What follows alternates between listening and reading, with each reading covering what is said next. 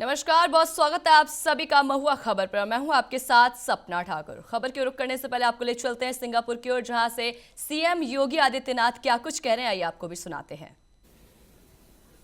100 से अधिक देशों के प्रतिनिधि इस समिट में भागीदार बने थे और दुनिया के जो विकसित देश हैं उनके राष्ट्राध्यक्षों ने, तमाम उन राष्ट्राध्यक्षों ने प्रधानमंत्री मोदी जी के नेतृत्व में नए भारत के द्वारा न केवल 140 करोड़ के भारत के लिए बल्कि वैश्विक व्यवस्था के हित के लिए जो कदम उठाए जा रहे हैं उन सब की उन्होंने मुक्त कंठ से प्रशंसा की है।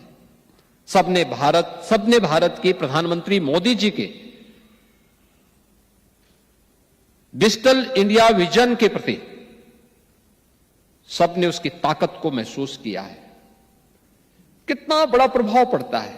भारत की सबसे बड़ी आबादी का राज्य है उत्तर प्रदेश। उत्तर प्रदेश आज से 9 वर्ष पहले क्या था? अव्यवस्था की स्थिति थी। दंगे, असुरक्षा, अव्यवस्था, अराजकता, ये वहां की पहचान बन गई थी। और पिछले 9 वर्ष के अंदर प्रधानमंत्री मोदी जी के विजनरी लीडरशिप में आज आपने देखा होगा उत्तर प्रदेश जो भारत की आत्मा का प्रदेश है, आज वह उत्तर प्रदेश उस विजन को जमीनी धरातल पर उतार रहा है। विरासत और विकास का एक अद्भुत संगम वहां देखने को आपको मिलता होगा। अयोध्या में जब हम श्री राम जन्मभूमि पर भगवान श्री राम के भव्य राम मंदिर के निर्माण की बात करते हैं तो केवल राम मंदिर नहीं, ये भारत की मर्यादा का एहसास भी हर भारतवासी को कराता है।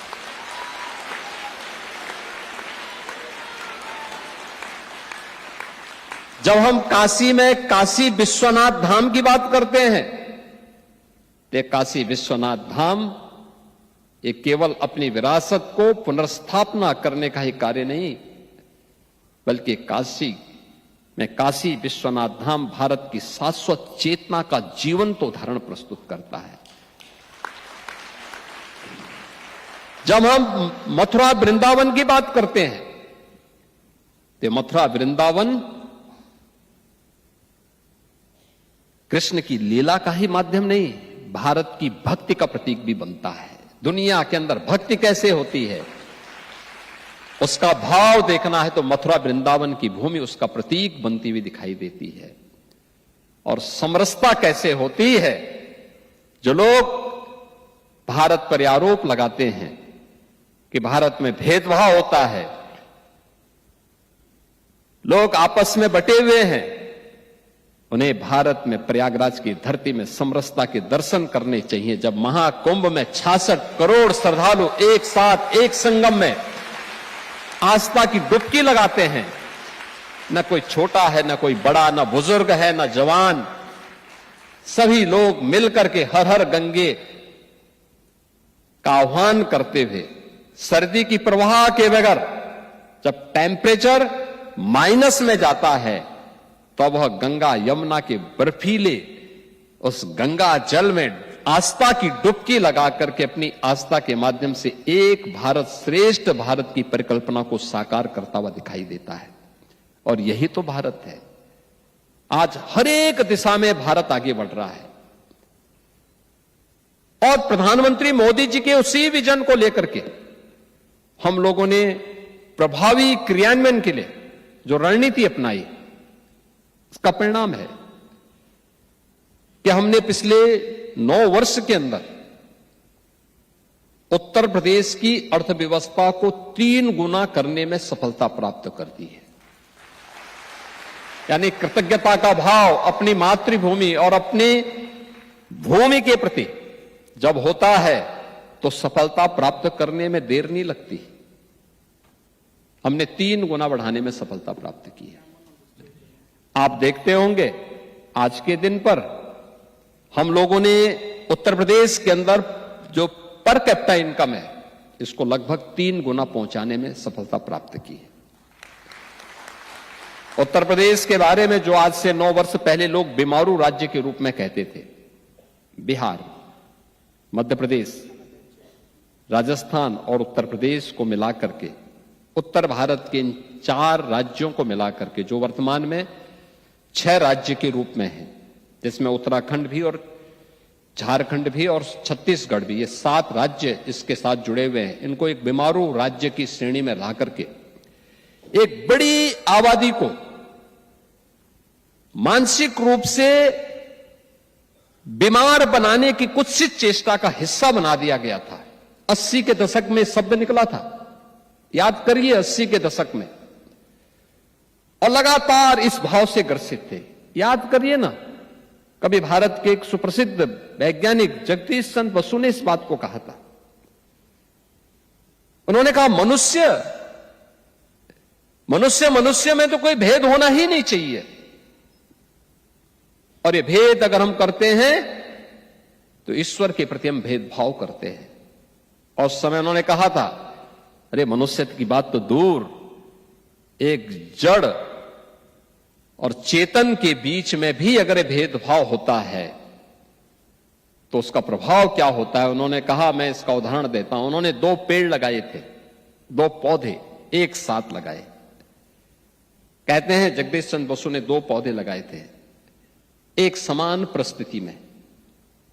एक को वे रोज जाते थे, पानी देते थे, समय पे खाद देते थे, सभी प्रकार की परिस्थितियां उसके सामने प्रस्तुत करते थे, उन्हें पुचकारते थे कि तो बड़ा होगा, फलेगा, फूलेगा, खूब आगे बढ़ेगा, तेरे आगे की पीढ़ियां बढ़ेंगी। और दूसरे पेड़ को भी परिस्थिति तो वही देते थे, उसको पानी देते थे, खाद देते थे, सभी वही परिस्थिति जो पहले वाले पेड़ को दे रहे हैं, लेकिन उसको कोसते थे तो बड़ा नहीं हो पाएगा, तो मर जाएगा, तो बीमार है, तो निकम्मा है, तो कुछ नहीं कर पाएगा। उसने देखा एक समय तक दोनों पेड़ समान रूप से आगे बढ़े, लेकिन एक समय के बाद जिसको पुचकारते थे वो बढ़ता गया, फलने लग गया, लेकिन जिसको कोसते थे वो एक समय के बाद बड़ा तो हुआ, कुछ देर तक बड़ा होता गया, लेकिन फिर सोखते सोखते एक ठूंठ बन गया, अंत में उसकी लीला समाप्त हो गई। और यही अगर एक पेड़ के साथ हो सकता है तो जीव और उसमें भी मनुष्य के साथ जब भेदभाव होगा तो उसकी स्थिति भी यही होती है। हम सबको इस बारे में ध्यान रखना होगा कि भारत कभी भी इन बातों को प्रोत्साहित नहीं करता है, कभी नहीं करता है। और अगर आपको देखना हो, हमारे पर्व और त्योहार उस बात के उदाहरण हैं जहां पे एक समरसता हम सब के बीच में दिखती है। और पर्व त्योहार के पीछे की मान्यता भी यही है, सब एक साथ मिल करके, एक छत के नीचे मिल करके उस आयोजन में सहभागी बने। उसके पीछे का उद्देश्य भी यही होता है। आज भारत गर्व के साथ कहता है कि भारत अब एक भारत भी है और श्रेष्ठ भारत की भी अपनी यात्रा को लेकर के आगे बढ़ रहा है। और एक भारत श्रेष्ठ भारत की इस नई यात्रा के साथ हर एक भारतीय को जुड़ना चाहिए, हर प्रवासी भारतीय को जुड़ना चाहिए। हमारा दायित्व है, जिस धरती पर रहते हैं उस धरती के प्रति अपने कर्तव्यों का निर्वहन भी ईमानदारी पूर्वक करें।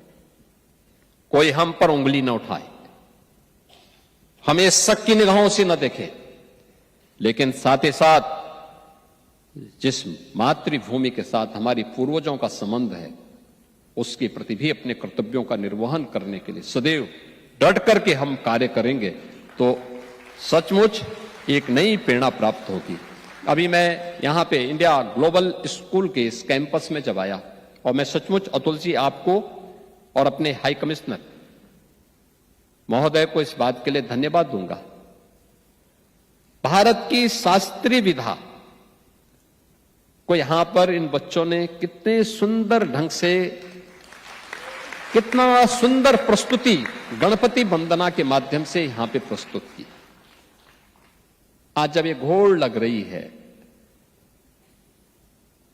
पाश्चात्य कल्चर को अपनाने की, अपने भाव को भूलने की, अपनी मातृभूमि से, अपनी मातृभाषा से, अपनी सांस्कृतिक मूल्यों से विरत होने की, अपने आध्यात्मिक मूल्यों से विरत होने की, उन स्थितियों में यहां पर इतनी दूर भारत से हजारों किलोमीटर दूर सिंगापुर में रह करके भारतीय समुदाय अपने मूल्यों के साथ अपने आध्यात्मिक और सांस्कृतिक मूल्यों को जीवंत बनाए रखते हुए उन्हें मजबूती के साथ आगे बढ़ाने का काम कर रहा है। और इंडिया ग्लोबल स्कूल की जो चेन है मजबूती के साथ आगे बढ़ रही है। अब अतुल जी लखनऊ में भी अपना इन्वेस्टमेंट करना चाह रहे हैं।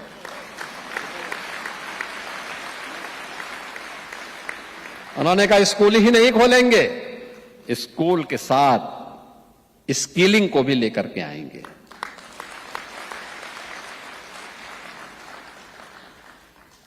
और उस स्किलिंग का एक नया सेंटर, नई सोच के अनुरूप।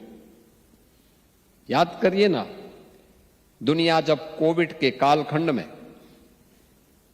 त्रस्त थी तब मोदी जी भारत को लीड करते हुए कोविड से भी लड़ रहे थे और भारत को विजन के रूप में उन्होंने एक नई कार्य संस्कृति को आगे बढ़ाते हुए उस समय नेशनल एजुकेशन पॉलिसी 2020 भारत के अंदर लागू की थी।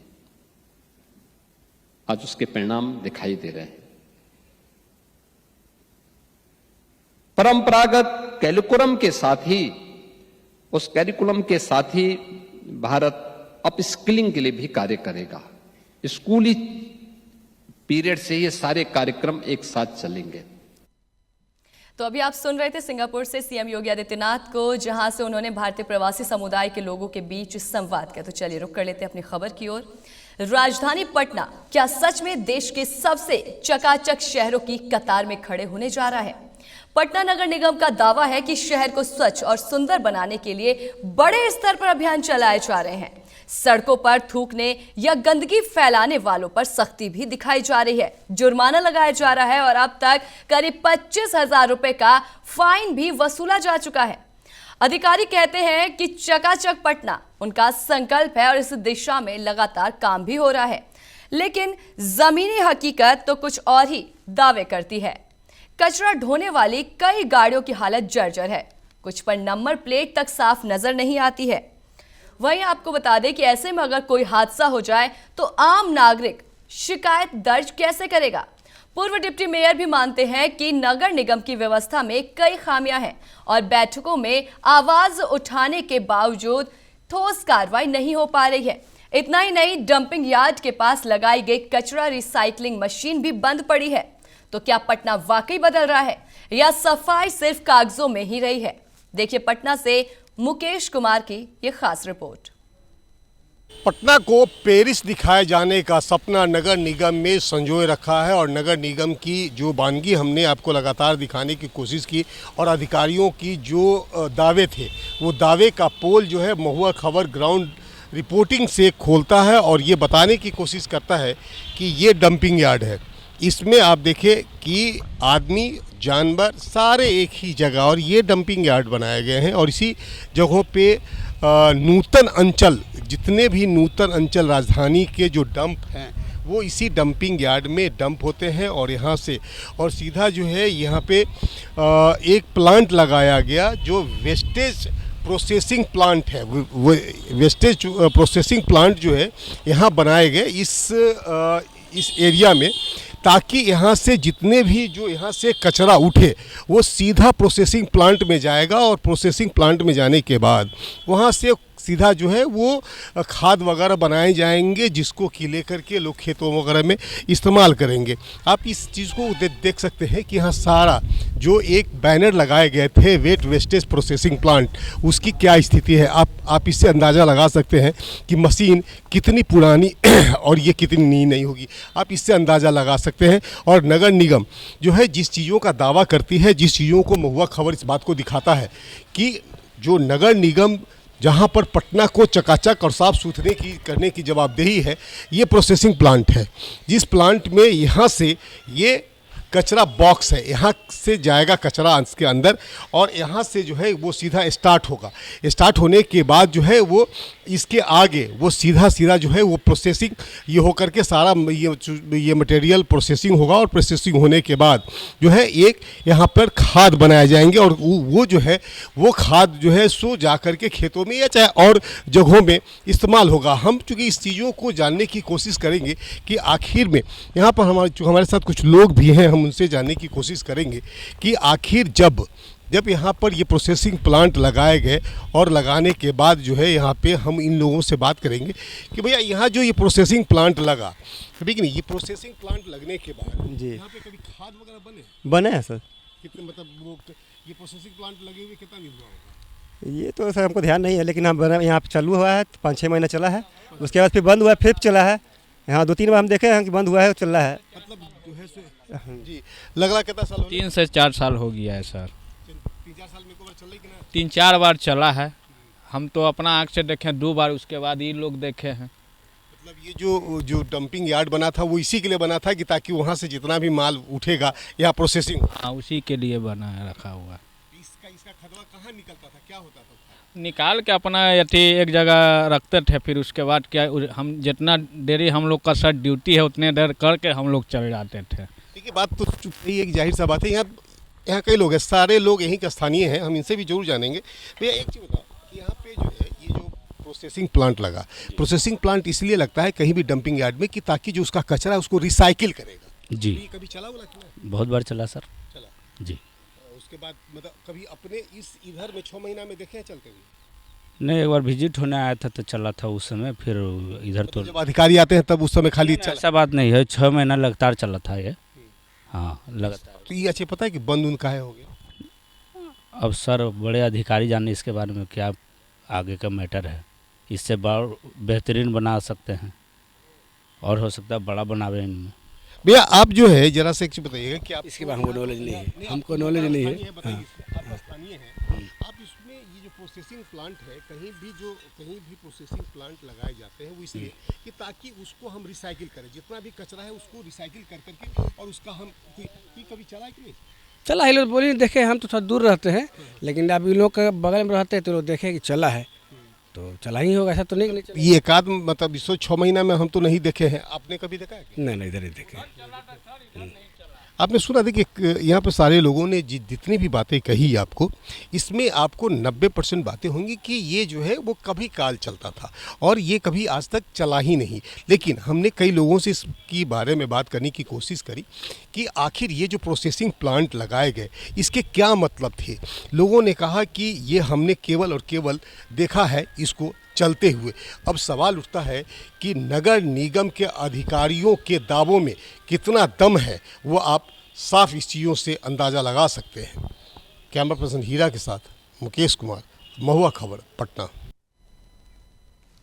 तो अभी आपने सुना कि किस तरीके से नगर निगम की जो पोल है वो पूरी तरीके से निकल कर सामने आ गई है, पूरी तरीके से पोल खुल गई है। पटना नगर निगम का जो दावा है शहर को स्वच्छ और सुंदर बनाने का, वो जमीनी स्तर पर बिल्कुल फेल नजर आ रहा है। आप इन तस्वीरों के माध्यम से ही समझ सकते हैं किस तरीके से पूरी सड़कें कचरों से लबालब भरी हुई है। डंपिंग यार्ड भी पूरी तरीके से गंदगी से भरा हुआ है और सबसे बड़ी बात तो ये है जो रिसाइकल बिन बनाए गए हैं वो मशीनें तक खराब पड़ी हुई हैं, उसके बावजूद भी किसी भी तरीके की कोई कार्रवाई नहीं की जा रही है। साफ सफाई को लेकर भी किसी भी तरीके की कोई सुविधा नहीं है और ऐसे में अगर कोई हादसा भी हो जाए तो आम नागरिक शिकायत कैसे और कहां पे दर्ज करवाए। और इतना ही नहीं, डंपिंग यार्ड पर लगाई गई कचरा मशीन भी काफी समय से बंद पड़ी हुई है। तो क्या पटना वाकई में बदल रहा है या सफाई सिर्फ कागजों पे हो रहा है, ये एक बहुत बड़ा सवाल खुद में ही खड़ा हो जाता है।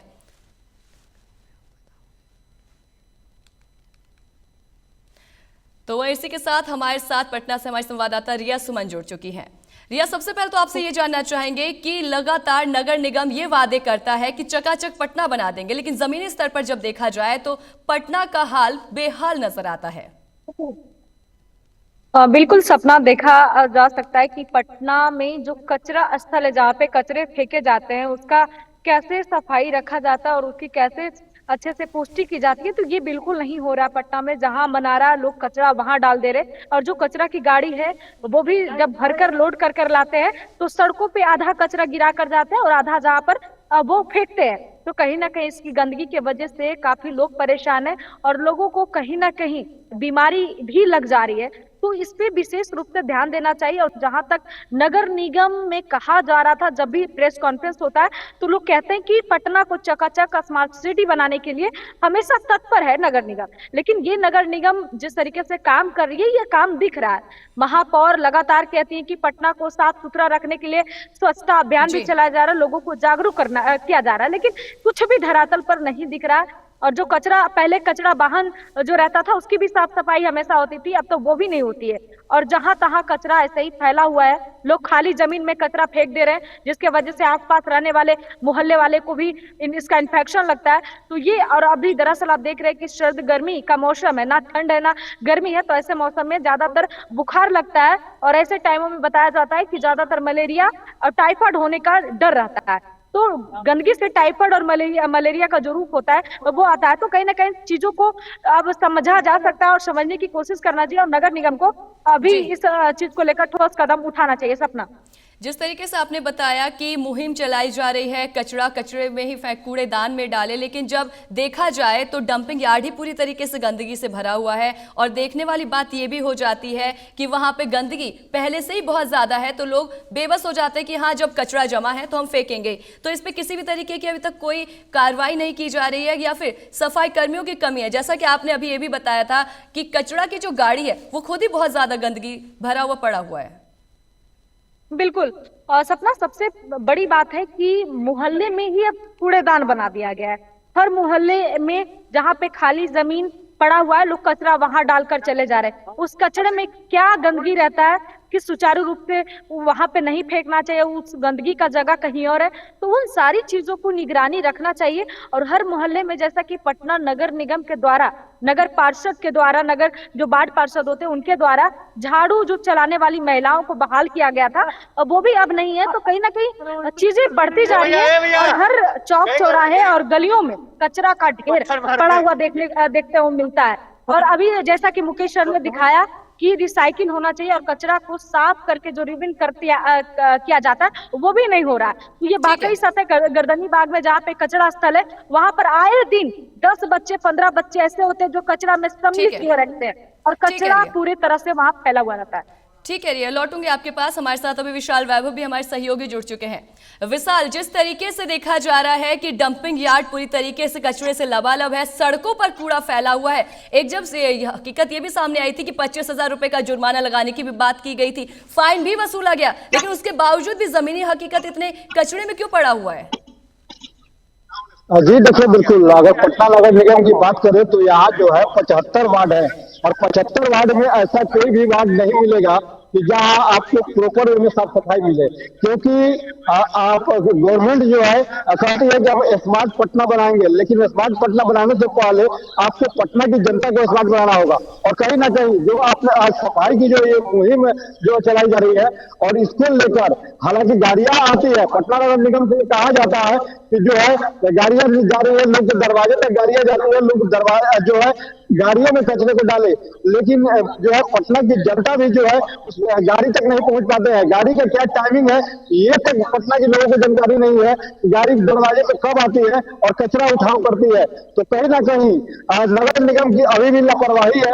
और साथ ही आपको हम बता दें थूकने पर जुर्माना लगाया गया था कि अगर आप थूकते हुए पाए जाते हैं तो जो है 500 रुपए का जुर्माना होगा, लेकिन अब जो है वो नियम कहीं ना कहीं धरातल पर नहीं दिखता है। साथ ही जो है इधर उधर गंदगी फैलाने पर भी जो है जुर्माना लगाया गया था सार्वजनिक स्थानों पर, लेकिन ये बिल्कुल सिर्फ कागजों तक सीमित है और धरातल पर नहीं उतर आया है। यही कारण है कि जो है पटना जो है हर पटना का 75 जो वार्ड है किसी भी वार्ड में साफ सफाई नहीं मिलेगा, क्योंकि जब तक जो है नगर निगम भरपूर प्रयास नहीं करेगी, जनता तक जाएगी नहीं बातों को कि गाड़ियां कब आती है कचरा लेने के लिए, कैसे जो है साफ सफाई को मेंटेन करना है, इसके लिए नगर निगम के द्वारा एक जागरूकता जब तक नहीं चलाया जाएगा अभियान, तब तक जो है स्मार्ट पटना की कल्पना नहीं की जा सकती है। सपना ठीक है, आपके पास रुक करूंगे। हमारे साथ ब्यूरो चीफ हमारे मुकेश कुमार भी जुड़ चुके हैं।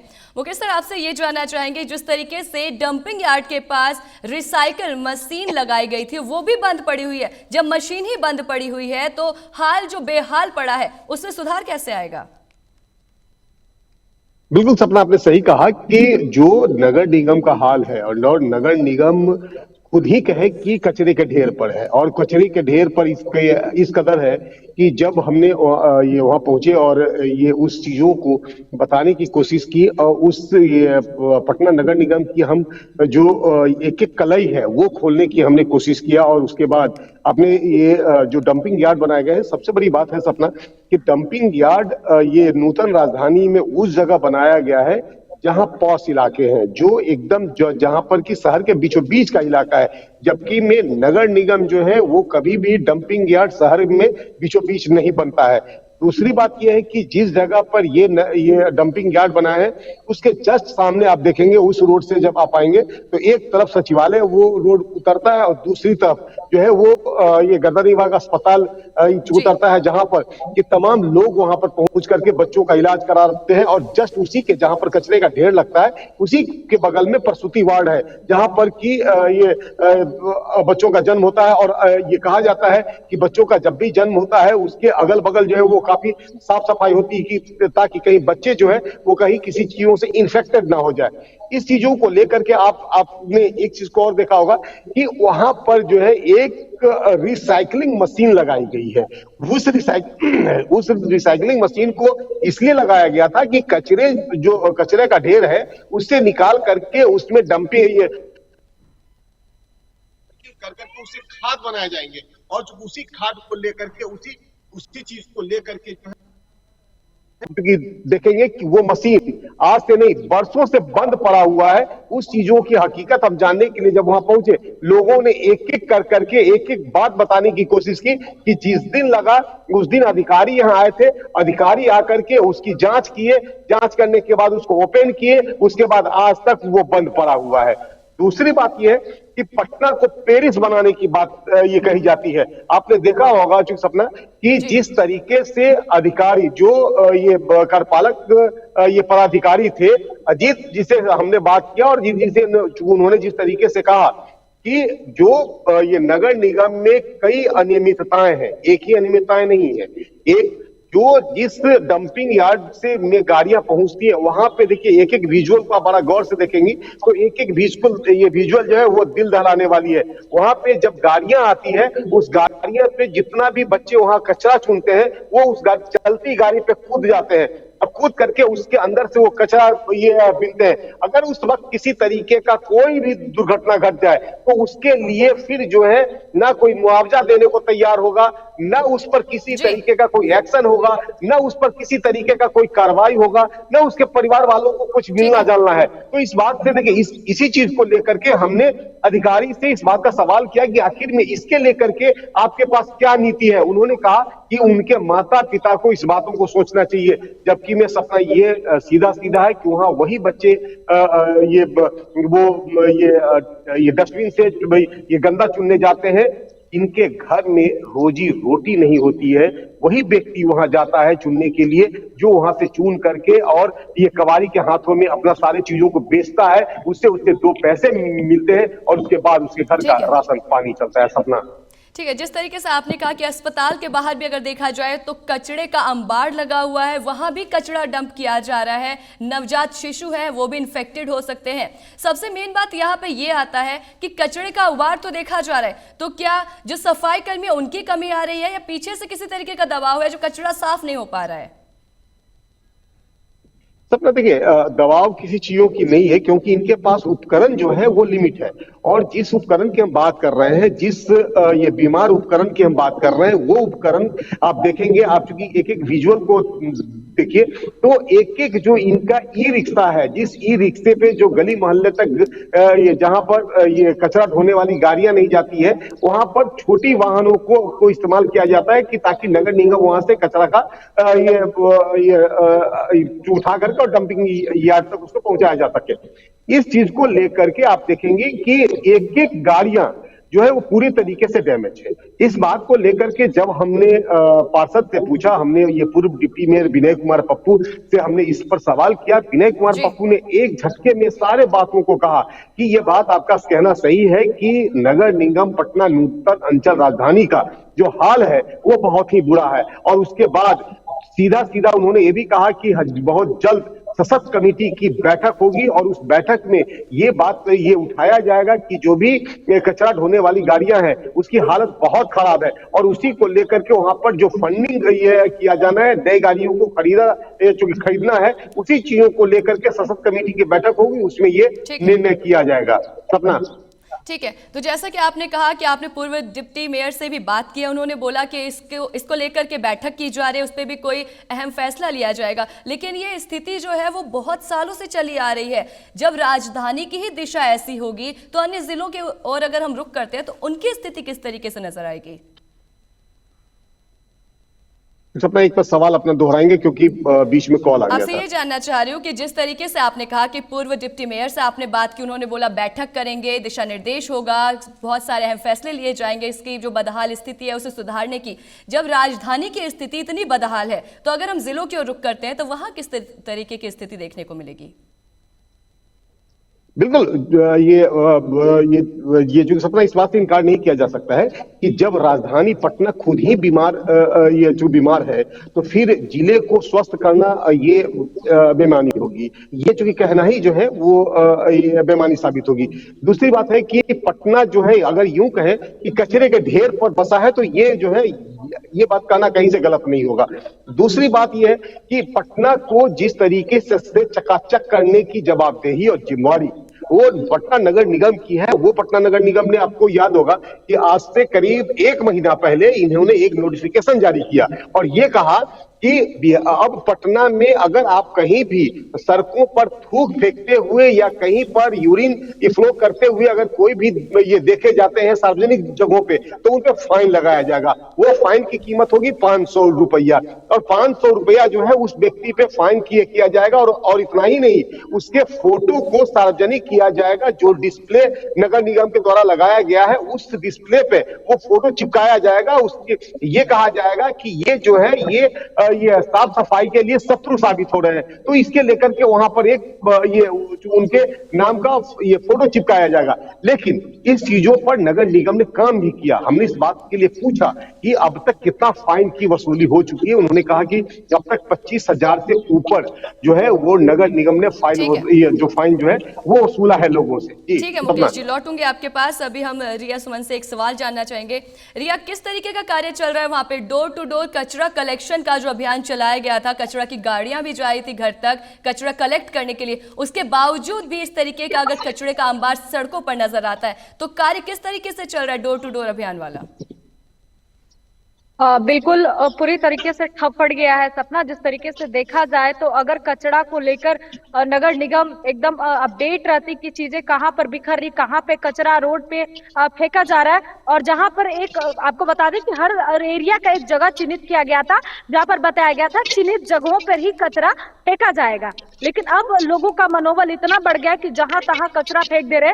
आप देख रहे हैं कि एन कॉलेज के बगल में जहां पर कचरा स्थान था वहां पे कचरा फेंका जाता था, और अब क्या होता है कि कचरा 2 किलोमीटर के अंतराल से ही फेंकते फेंकते लोग वहां तक पहुंच जाते हैं। तो उससे आने जाने वाले उस जगह से जो जाते हैं गुजरते हैं तो उनके लिए कितना परेशानी का कारण है। लोग कचरे पे चढ़कर वहां से आर पार होते हैं, और स्टूडेंट जो हर दिन पढ़ने के लिए जाते हैं, कहा जाता है विद्या का घर होता है कॉलेज स्कूल, तो वहां पर जब वो पढ़ने जाते हैं तो कचरों के ढेर पर अपना कदम रखकर वहां से पार करते हैं। तो इन सब चीजों को देखना चाहिए। कचरा की जो गाड़ी है वो समय पर कचरा उठाए, जहां तहां जो कचरा फेंक रहे हैं वहां पर जाके नगर निगम के द्वारा डस्टबिन का भी जो है दिया गया था, तो वो डस्टबिन लगा दे ताकि वहां पर जो लोग हैं स्थानीय वो कचरा डस्टबिन में रखे, सड़कों पे ना फेंके। जहां पर आप देख रहे हैं कि फुटपाथ पे जो सड़कों के किनारे जो लोग लगा रहे हैं, ठेले वगैरह लगा रहे हैं, तो उनके वजह से भी कचरे ज्यादा बढ़ जाते हैं। तो हर सब्जी मार्केट में डस्टबिन का जो है व्यवस्था कर देना चाहिए कि लोग उस डस्टबिन में डालें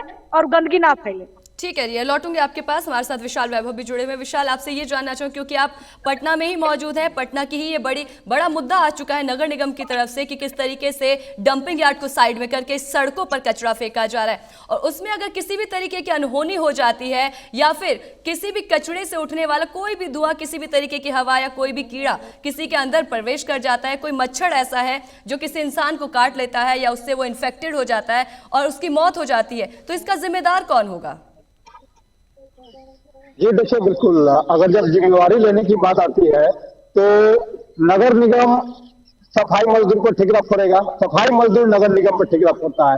कारण स्पष्ट है कि पटना नगर निगम और जो सफाई मजदूर है, जो चतुर्थवर्गीय का सफाई है मजदूर है, उनके साथ कहीं ना कहीं सामंजस्य में जो है काफी ही इन लोगों का तालमेल नहीं बैठता है। क्योंकि जब भी हम नगर निगम के जो कर्मचारी संघ के जो अध्यक्ष हैं नंद किशोर दास, जो सफाई मजदूरों के लिए हमेशा बोलते रहे, उनसे हमारी कई बार बात हुई है, तो उनका अभी स्पष्ट रूप से कहना है कि नगर निगम जो है सफाई कर्मचारी को, जैसा कि अभी ब्यूरो सर ने बताया कि जो है कर्म जो है उनको सही नहीं मिल पाता है, तो कहीं ना कहीं उनके साथ जो मजदूरों के साथ तालमेल नहीं बैठ पाता है, उनको समाने नहीं दी जाती है ताकि व्यवस्थित रूप से जो है कचरा को हटाया जा सके। और जब कचरा सड़क पर होगा तो स्वाभाविक है कि बीमारियां फैलेगी, और जब बीमारियां फैलेगी तो नगर निगम कहेगा कि इसके लिए जिम्मेवार सफाई मजदूर है, और सफाई मजदूर के जो संघ है, जो कर्मचारी का जो यूनियन है, वो कहेंगे कि नगर निगम जिम्मेवार है। और तो कहीं ना कहीं एक दूसरे पर जो है जिम्मेवारी सौंपी जाएगी। इनके कारण से ऐसे हुआ वैसे हुआ, लेकिन और उनसे जो व्यक्ति बीमार पड़ेंगे उनको देखने वाला और पूछने वाला कोई नहीं रहेगा। जी सपना। ठीक है, एक हमारे पास जानकारी सामने आ रही थी, जो डोर टू डोर कचरा उठाने के लिए गाड़ियां चल रही है वो बिना नंबर प्लेट की गाड़ियां चल रही है, ये क्या मामला सामने आया है? जी देखिए, बिल्कुल ऐसी बहुत सी गाड़ियां मिलेंगी जिसमें नंबर प्लेट नहीं होंगे, क्योंकि जो भी गाड़ियां कचरा के लिए जाती है डोर टू डोर, वो गाड़ियां जो है एक जुगाड़ तकनीक जिसे हम कहते हैं, जुगाड़ करके उस गाड़ियों को जैसे तैसे लाया गया है और उसे कचरा चुनने के लिए जो है कचरा उठाने के लिए डोर टू डोर भेजा जाता है। और यही कारण है कि जब जुगाड़ सिस्टम से जो गाड़ी बनाया गया है, इसीलिए उस गाड़ियों में जो है नंबर प्लेट नहीं है। हालांकि नगर निगम का कहना है कि जो भी व्यवस्थाएं गड़बड़ है उसको हम दुरुस्त कर रहे हैं, लेकिन देखना है कि दुरुस्त कब तक होता है। लेकिन फिलहाल जिस तरह से बिना नंबर प्लेट की गाड़ियां चल रही है, और अगर उन्हीं गाड़ियों से दुर्घटना हो जाए तो फिर एक बड़ी जो है बड़ा सवाल खड़ा हो जाएगा। सपना, तो क्या यहाँ पे अब तक भी किसी ने शिकायत नहीं की है इस तरीके का जो कचरा फेंका जा रहा है? लोगों के घरों के आगे भी देखेंगे तो कूड़े का अंबार लगा हुआ है, 2 गली छोड़ के 3 गली छोड़ के कूड़े का ढेर लगा हुआ है, तो इसकी कोई शिकायत नहीं हुई है अब तक? देखिए, शिकायत जो है लोग करते हैं, और जो लोग जागरूक हैं वो जाकर जरूर शिकायत करते हैं, लेकिन शिकायत जब होती है तो नगर निगम कहता है कि हम सफाई मजदूर बोल रहे हैं, और सफाई मजदूर जो है सफाई मजदूर ये कहते हैं कि नगर निगम से हमें कोई सहयोग नहीं मिल रहा है, जिसके कारण कचरा जो है सड़क पर बिखरा हुआ है। तो कहीं ना कहीं ये नगर निगम और जो सफाई कर्मचारी हैं, यानी सफाई कर्मचारी जो भी हैं, वो पटना में संविदा पे हैं, और संविदा पे जब है तो वो स्वाभाविक सी चीज है कि संविदा कर्मियों पर जो है नगर निगम के जो कर्मचारी हैं, जो अधिकारी हैं, वो उनकी बातों को गंभीरता से नहीं लेते हैं, और यही कारण है कि सड़कों पर जो है कचरा देखने को मिलता है। ठीक है विशाल, लौटूंगी आपके पास। अभी मुकेश जी से एक सवाल जानना चाहूंगी। मुकेश जी, जिस तरीके से कूड़े का अंबार देखा जा रहा है पटना में, या यूं कहे कि पूरे बिहार में कूड़े का अंबार देखा जा रहा है, हर जगह हर गली मोहल्ले में कूड़ा ही कूड़ा नजर आ रहा है, इसको लेकर कई बार शिकायतें भी की गई है। जब कहा जाता है कि आप हमारे पास किसी भी तरीके का अगर तहरीर लेके आएंगे हम इस पे जरूर काम करेंगे, शिकायतें भी कई बार की जा चुकी है, लेकिन नगर निगम की तरफ से किसी भी तरीके का रिस्पॉन्स नहीं आ रहा है। क्योंकि अगर रिस्पॉन्स अच्छा आता तो इस तरीके से सड़कें पे अभी भी जो मशीनें हैं, रिसाइकल बिन मशीनें हैं, वो भी बंद पड़ी हुई हैं, गाड़ियों की हालत बदहाल हो चुकी है, ये कब तक सुधर पाएगा?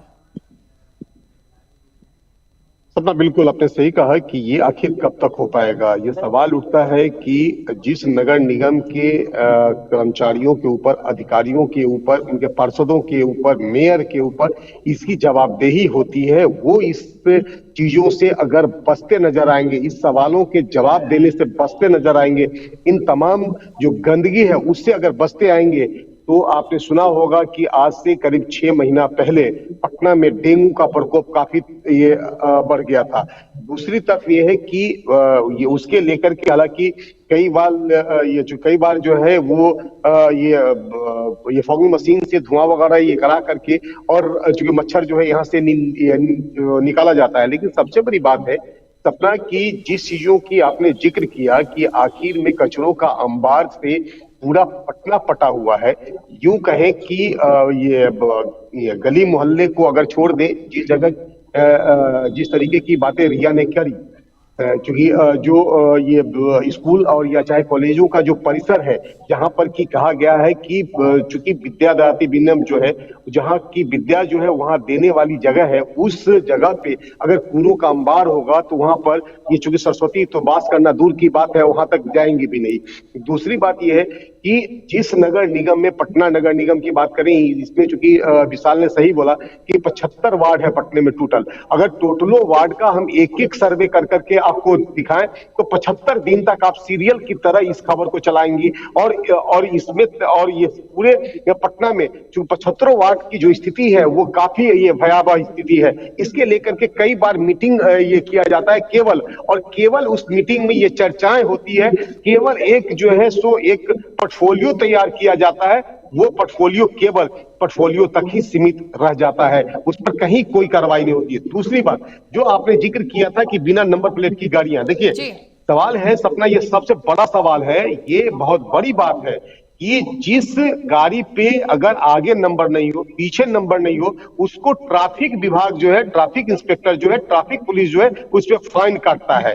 और जिस गाड़ी पर जो नगर निगम के गाड़ियों पे किसी तरीके का ना आगे नंबर है ना पीछे नंबर है, अगर उस गाड़ी से कहीं कोई दुर्घटना हो जाती है, कहीं किसी का एक्सीडेंट हो जाता है और उसमें मौत हो जाती है उसकी, फिर वो व्यक्ति कहां जाएगा, किस जगह पे जाकर के किस गाड़ी नंबर के आधार पर वो ये कंप्लेन करेगा। ये सबसे बड़ा मुद्दा है, ये सबसे अहम मुद्दा है कि नगर निगम के गाड़ियों पे नंबर प्लेट नहीं होना, ये सबसे बड़ी बात है। और अगर नंबर प्लेट नहीं होता है तो सवाल उठता है कि ट्रैफिक विभाग के लोग क्या करते हैं। उसी ट्रैफिक विभाग में जहां पर एक जगह ट्रैफिक इंस्पेक्टर जो है ये मोटरसाइकिल का फाइन काटता रहता है, उसी जगह से नगर निगम की गाड़ियां गुजरती है, जहां पर वो देखता है कि उसके ना आगे नंबर है ना पीछे नंबर है, उसको रोकना भी मुनासिब नहीं समझता है। ये है सिस्टम में पूरे तरीके से छेद। इस छेद को ही केवल ये बंद करना होगा, क्योंकि सही बता सपना, अगर ये जो है, अगर ये सिस्टम अगर ये कोलैप्स कर जाता है तो जाहिर सा बात है कि नगर निगम पूरी तरीके से बौना हो जाएगा। मतलब कि कहने का मतलब कि ये साफ है कि नगर निगम में जो है जितनी भी जो काम होने चाहिए, जिसके लेकर के नगर निगम के पार्षद चुने जाते हैं, जहां पर कि नगर निगम में जो वार्ड पार्षद होते हैं वो उसी दिन के लिए होता है कि ताकि जो उनका इलाका है, जो उनका वार्ड है, वो पूरी तरीके से चकाचक रहे। इसलिए लोग अपने इलाके से पार्षद चुनते हैं। सपना, ठीक है मुकेश जी, लौटूंगे आपके पास। एक सवाल रिया से है। रिया, जिस तरीके से आपने बताया कि कॉलेज परिसर के आसपास भी कचरे का ढेर लगा हुआ है, मजबूरी में जो स्टूडेंट्स हैं वो कचरे से निकलने को मजबूर हो चुके हैं क्योंकि उन्हें अपनी पढ़ाई पूरी करनी है। इसी के साथ देखा जाए तो अस्पताल के सामने भी कूड़े का अंबार लगा हुआ कई बार नजर आ जाता है। अस्पताल में केवल कुछ बुखार या खांसी जुकाम के रोगी नहीं आते, ऐसे भी रोगी आते जिन्हें कई संक्रमण बीमारियां भी होती है। अगर इन बीमारियों का खतरा दूसरों तक पहुंच जाए तो इसका जिम्मेदार कौन होगा? बिल्कुल, जिस तरीके से देखा जाए तो स्कूल परिसर हो, कॉलेज परिसर हो, या तो फिर जहां पर सरकारी जो है अस्पताल हो, अगर अस्पताल के पास गंदगी रहेगा तो बीमारी का जहां पे इलाज होता है वहां बीमारी उत्पन्न भी हो रहा है। तो इन सब चीजों को ध्यान देना चाहिए। फिलहाल अभी तो गर्मी का मौसम है, आपको पता है कि जब कचरे सड़ती है तो 2-4 किलोमीटर ही नहीं बल्कि 5 किलोमीटर तक को जो है दुर्गंध जो है वो दिखता है। कहीं ना कहीं इन सब चीजों को सरकार को देखना चाहिए। और नगर निगम की महापौर सीता साहू बार बार कहती हैं कि पटना को साफ करना है, तो अगर आप ऐसे साफ कर रहे हैं तो फिर पटना पहले और अब में अंतर क्या है? पटना स्मार्ट सिटी की आप बात करते हैं, तो पटना स्मार्ट सिटी ऐसे बनेगा जहां पर स्कूल कॉलेज के परिसर के बाहर कचरे की ढेर दिखेगी, मंदिर के बाहर कचरे की ढेर मिलेगी। जी, आपने रोज जैसा जहाँ पे बताया रिया, जिस तरीके से आपने बताया कि महापौर है वहां की, उन्होंने बोला है कि हम लगातार कार्य कर रहे हैं, बदलने की कोशिश कर रहे हैं, लेकिन तस्वीरें जस की तस है, तो इस पे किसी भी तरीके का कोई कार्रवाई नहीं हो पाया अब तक। बिल्कुल, अभी 1 मंथ पहले उन्होंने कहा था जो गुटखा खाकर जो जहां तहां थूक रहे हैं उन पे कार्रवाई होगा, तो ये सिर्फ ताजा मामला हुआ, 1 महीने तक चला और उसके बाद फिर कहाँ ये मामला गया, कहाँ नियम गया, कोई अता पता नहीं है। तो जब कोई नियम आप ला रहे हैं तो उसको कंटिन्यू रखना चाहिए। आप सिर्फ सरकार को शो ऑफ करने के लिए 10 दिन के लिए ला रहे हैं, लागू कर रहे हैं, उसके बाद पूरी तरीके से ठप पड़ जाता है। आप उस पे अपने अधिकारियों को बैठाइए निगरानी रखने के लिए। आप लगा दे रहे हैं लेकिन काम कहाँ हो रहा है, कहाँ पटना साफ हो रहा है। अभी तो फिर भी गर्मी का टाइम है, जब बरसात का टाइम होता तब का आप देखते हैं खबर कि पटना की सड़कों पे एक एक जो कदम पे पानी जमाव होता। अभी से ही अगर सरकार विफल है तो आने वाले समय में कैसी होगी। ठीक है रिया, लौटूंगे आपके पास। विशाल, आपसे एक छोटा सा सवाल यह है कि जब ये खबर सामने आई कि कचरा बहुत ज्यादा भर रहा है, सड़कों पर कूड़ा ही कूड़ा नजर आ रहा है, उसके बाद जुर्माने की भी बात की गई है, 25,000 का जुर्माना लगाया भी गया है और जुर्माना वसूला भी गया है, उसके बावजूद भी अगर कचरा साफ नहीं होता है तो जुर्माने का पैसा आखिर जा कहाँ रहा है? जी देखिए, बिल्कुल भ्रष्टाचार जो है हर जगह चरमसीमा पे है और कहीं ना कहीं पटना नगर निगम और जो सफाई मजदूर के बीच जो हमने कहा था कि सामंजस्य नहीं बैठ पाता है, तो इन्हीं के बीच जो जुर्माने का जो पैसा आ रहा है वो भ्रष्टाचार की भेंट चल रहा है। यही कारण है कि जो है जो जब नियम आप बनाते हैं लेकिन नियम को सख्ती से लागू नहीं कर पाते हैं। शुरू के 2 से 3 दिन नियम देखने को मिलेंगे, लेकिन उसके बाद धीरे धीरे नियम जो है ठंडे बस्ते में चले जाते हैं। तो कहीं ना कहीं जो जुर्माने का जो पैसा है वो उससे कहा गया था कि पटना नगर निगम की व्यवस्थाओं को जो दुरुस्त किया जाएगा, उसमें जो खर्च होंगे वहां खर्च किया जाएगा।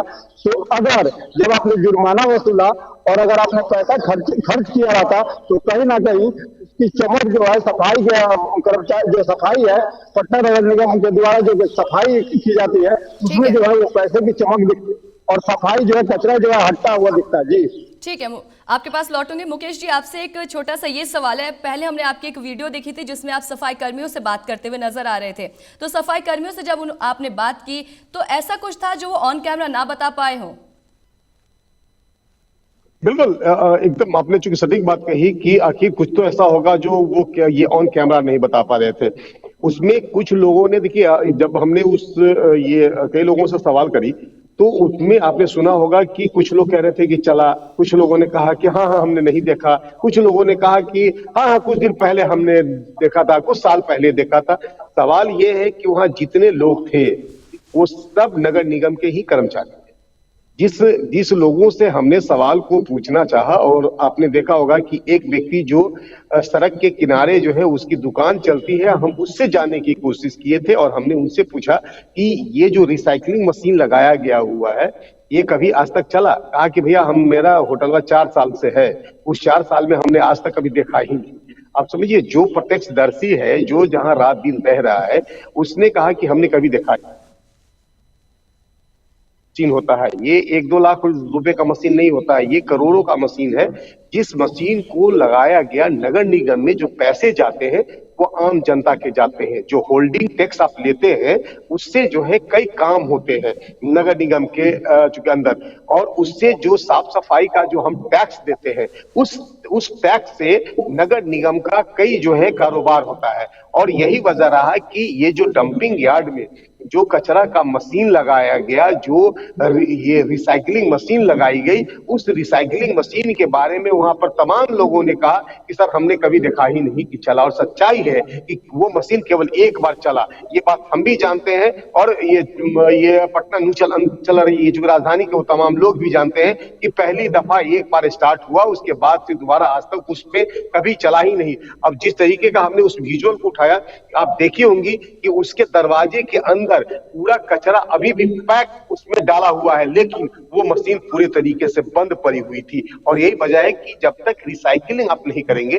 कचरे का रिसाइकलिंग नहीं करेंगे, कचरा भरता चला जाएगा और दुर्गंध जो है वो फैलता चला जाएगा और उससे कई बीमारियां होती है। केवल एक डेंगू ही नहीं होता है, कई संक्रामक बीमारी है जो गंदगी से ही फैलती है। सपना।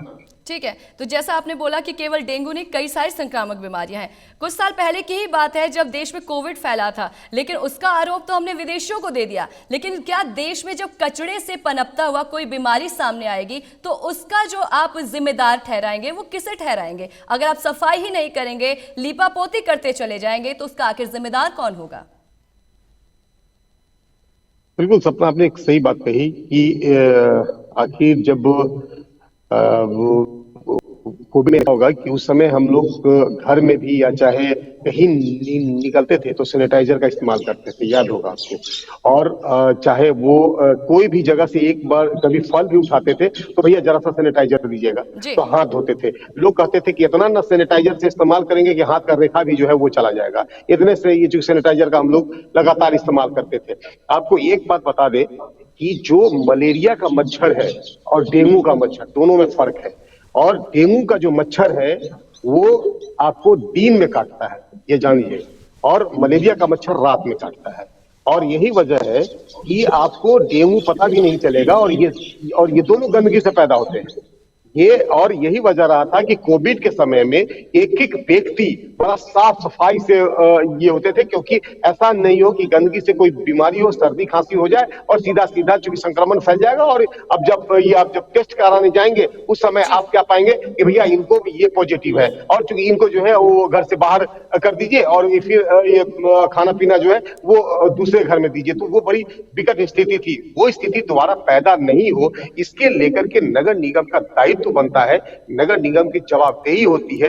नगर निगम जिस चीजों के लिए टैक्स वसूलता है उसकी यह जवाबदेही है कि पटना को साफ सफाई करे। और आपको याद होगा कि पटना स्मार्ट सिटी में जो है वो जो शामिल हो गया हुआ है, लेकिन जो स्मार्ट सिटी का जो मापदंड है वो यहाँ पर कहीं आपको देखने को मिलेगा नहीं। सड़कों पे देखेंगे कि जो कचरा की गाड़ी जाती है उसका सिस्टम है, नगर निगम का रूल है, नगर निगम का तरीका है कि जो भी गाड़ियां जाएगी वो ढक करके जाएंगी, वो पूरे तरीके से बंद होकर के जाएंगी। लेकिन पटना की सड़कों पे आप जब गाड़ी के पीछे जाएंगे तो वो पूरी गाड़ियां खुली हुई होती है। वो तमाम कचरा जो है से लोगों के आंख में आती है, और उसके बाद जो है वो कई तरीके का बीमारियां हो जाए। तो इस बात से इनकार नहीं किया जा सकता है कि नगर निगम के ऊपर जिस चीज की जवाबदेही दी गई है, अगर उसको ईमानदारी से निर्वहन करे तो पटना को चकाचक होने में बहुत ज्यादा वक्त नहीं लगेगा। सपना, ठीक है, तो आप सभी का बहुत धन्यवाद तमाम जानकारी हमारे साथ साझा करने के लिए, और साथ ही किस तरीके से पटना की स्थिति है उस पर आपने जिस तरीके से बताया, वहां के महापौर का क्या कहना है, रिसाइकल बिन की क्या स्थिति है, सड़कों की क्या स्थिति है, पानी किस तरीके से भरा हुआ है, सड़कों की हालत जर्जर हो चुकी है, उन सब को लेकर हमने बातचीत की। और साथ ही आपने भी जाना कि किस तरीके से जो जमीनी हकीकत है वो सबके सामने खुले तौर पर नजर आ रही है। तो फिलहाल के लिए बस इतना ही। खबरों का सिलसिला यूं ही जारी रहेगा। आप देखते रहिए महुआ खबर। नमस्कार।